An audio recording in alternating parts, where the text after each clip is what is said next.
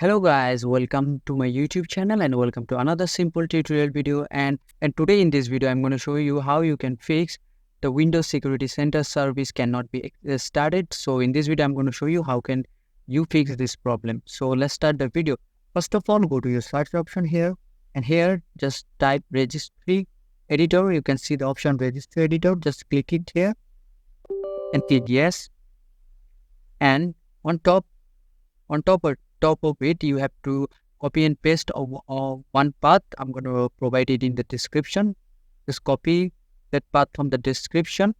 This one I'm going to copy it, and all I have to do is just paste it here and enter.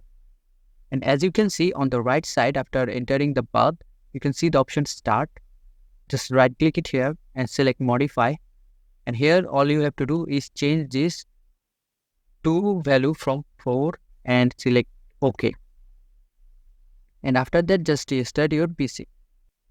But if this method doesn't fix your problem, there is another way. The second way is just go to your search option again.